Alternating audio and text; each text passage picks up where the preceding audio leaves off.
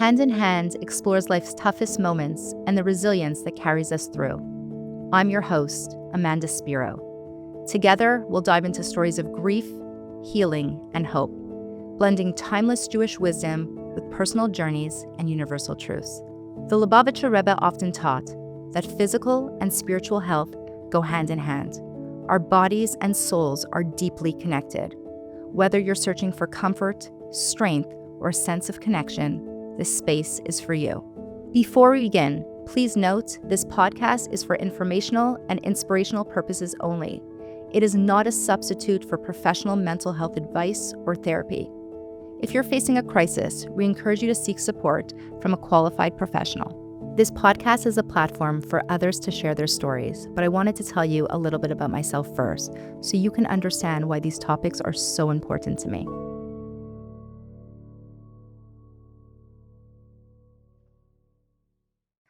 I was 17 years old, and my world came crashing down.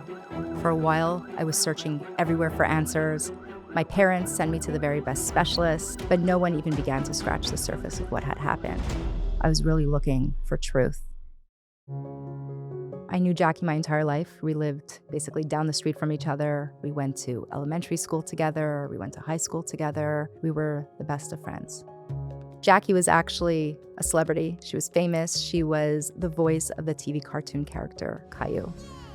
I want to see the moon. She was an amazing person. She really made everyone feel like they were her best friend. Everyone had a personal connection with her and something amazing to share about her. When I was 17, I went to camp in Toronto and I got a major speeding ticket. I lost my license and I came home and I was petrified of my parents finding out. So right away I went to the bank and I was just waiting in line. I turned on my phone and I saw that I had nearly 100 missed calls from my parents. So I called my mother right away. And when I called my mother, she answered the phone with a quivering voice and she asked me where I was. And I told her I was at the bank and she told me that my dad was going to come get me. My dad came and he screeched around the corner and he came out of the car and he told me that Jackie passed away. I don't remember exactly how I felt at that moment, but I remember that my world came crashing down. I was hysterical. I was not able to calm down at all. And the days and weeks that followed are still a blur for me. I wasn't able to focus in school. I was not interested in socializing with friends. I completely lost myself and I was really in grief. Before she passed away, it was something that her and I actually spoke about. We were always so petrified of death and just trying to understand the world and make sense of it all. And when she passed away, I felt like I lost my person that I had these deep conversations with.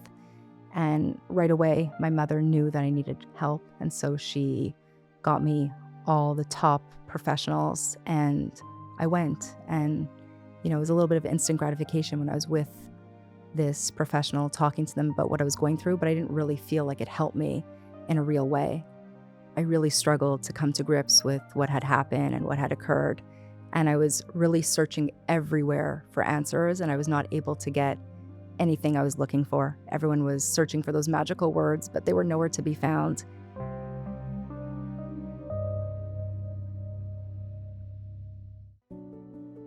One day, I had a sudden intuition to go to shul.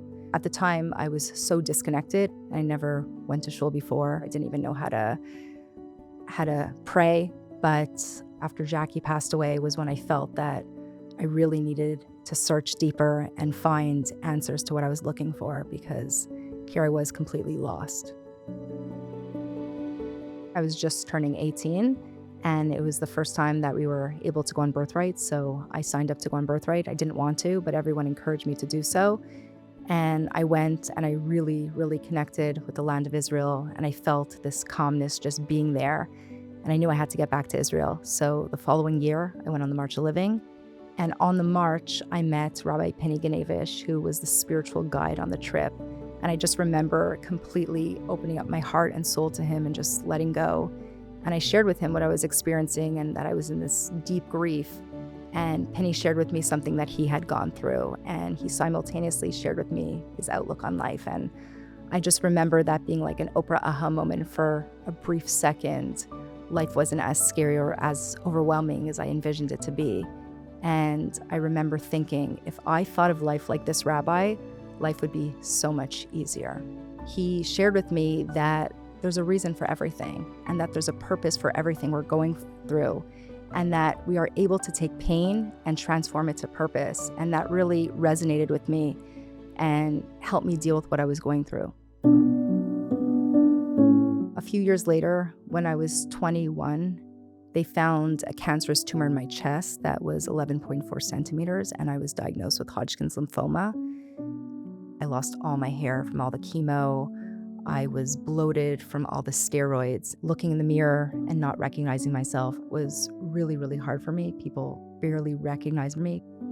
And once again, this was another challenge and was extremely difficult. I knew then and there that I needed to connect even deeper. So right away, when I found that I was ill, Penny was the first person I called. And I knew he was going to help me through this.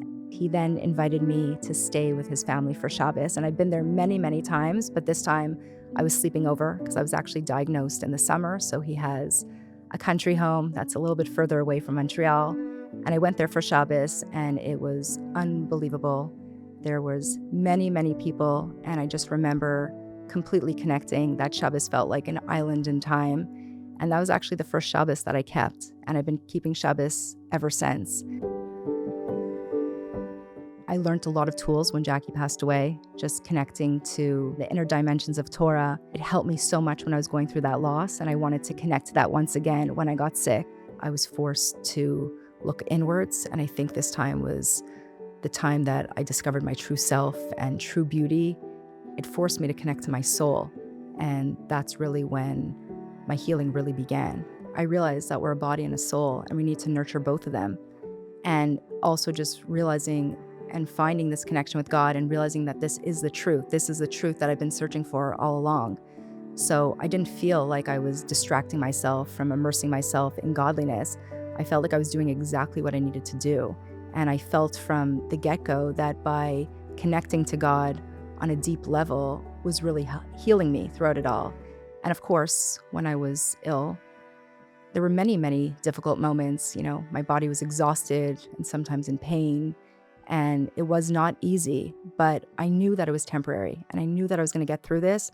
And I really felt that there was this like light going through me, and I was going to be, that much stronger when I came out of this. And I felt that I needed to go through this for a reason. I often feel like that voice within could be silenced when we're so busy. And so I was forced to suddenly put my life on hold and, realize what was important and what wasn't important. There was a lot that came down in those really, really hard moments. And as hard as they were, I felt that it was a gift. Every situation that you go through can be transformed into purpose. And I wanted to take this illness and make something out of it. So right away, I actually started an organization. It was called Amanda's Live, Laugh, and Learn. And we raised a lot of funds that went towards helping the chemotherapy rooms at the hospital where I was treated. And right then and there, I felt that by helping others, it really helped me in return. And I realized how much strength it gave me and how much joy it gave me. And this was something that I just wanted to do. I wanted to give back in any possible way I can. The next challenge that came my way was when I thought that I wasn't going to suffer anymore, that I've already been through so much and I was really in a good place. But we make plans and God laughs. And when my dad was 62, he was diagnosed with a rare form of Alzheimer's called Benson syndrome. And this was very, very difficult for me. And it took a long time for me to really practice what I preach. For a really long time, I was really struggling again, and I was in a really dark place. Dad, open your eyes. I needed to take the time to heal and kind of go through those motions. But after that, I just continued doing what I was doing before, knowing that it always worked for me. I just reconnected in a deeper way. And I also wanted so badly to learn about my dad's illness and to learn about, everything else I've gone through. What does Judaism say about this? And so I learned a lot about grief, because with Alzheimer's, you're losing them every single day, more and more. It's ambiguous grief, and it's very hard. The person that you knew is not the same anymore. So I learned a lot about grief. And I really felt that helped me when I was going through that. When I was sick, I learned about all the prayers and I really connected to them. Moda'ani was a prayer that really resonated with me, just waking up each morning and having this intention and this gratitude and just focusing on all the things I had to be grateful for, and most importantly, just waking up and having another day. The lesson I really learned is that in the darkest moments, we're always able to find light. Recognizing that as painful as my situation was, could always focus in on all the good that's happening, and there was so much good that came down. Everyone came together when I started my charity, and everyone was so supportive, and we raised so much money. My house became like the place to be every single day. When my friends were done school, they came to visit me and, always brought me something that really cheered me up. People were baking challah for me. People were praying for me. And it really warmed my heart. And I felt that was also so much healing, just knowing there were so many people out there that were really thinking about me and caring for me and doing anything they possibly can to make this as easy as possible for me. And throughout my entire journey going through cancer, I was able to see the hand of God throughout it all. I think from the very beginning, if I knew that I wasn't alone and that I had this community supporting me and guiding me and holding my hand through it all, I think that would be very helpful. I really felt when my friend passed away that I was on my own, and it was very dark, not having anywhere to turn to. And when I did turn to places and was very vulnerable, I really wasn't getting the answers I was looking for. So my hope is that wherever you are and whatever you're holding on to, that this is a space for you, and that this space brings you so much comfort, and for you to recognize that you are not alone. We are here with you on this journey. It's really a time when we're challenged and we go through deep pain that we have to connect within. And more than anything, to just take it day by day, moment by moment, second by second, and to make sure that you are properly set up for success, that you have the support in place to help you navigate this challenge. I'm so excited to interview so many wonderful people and hear so many different stories, and I truly hope that wherever you are and whatever you're holding, that this will be a space for you and this will help you along the way.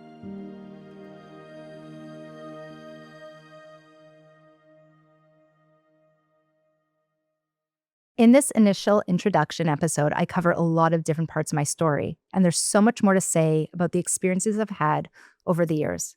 But I want to conclude with just a couple of takeaways to pull things together.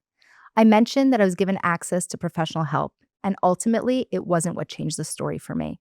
I want to note that professional help can be necessary and life-saving for so many people grappling with life's challenges. At the very same time, leaving the soul out of the process may create a ceiling effect to the healing. Hasidic philosophy teaches that at birth, the soul and the body merge into one being. The body becomes a temple that houses the soul, and they remain intrinsically connected through life. The previous Lubavitcher Rebbe taught that a small hole in the body causes a big hole on the soul. It is clear, therefore, that the healing of the body must incorporate the healing of the soul. By connecting with other souls around us, by making meaning out of what we experience, by giving to others, connecting with community, or establishing an initiative, we begin to strengthen our soul as well, which in turn helps to heal our body. Like the name of our podcast, Hand in Hand, we cannot leave either of them out of the process. Acknowledging their inherent connectedness has been what allowed me to expand, heal, and grow from the challenges that have come my way. Thank you for listening. See you again soon on Hand in Hand.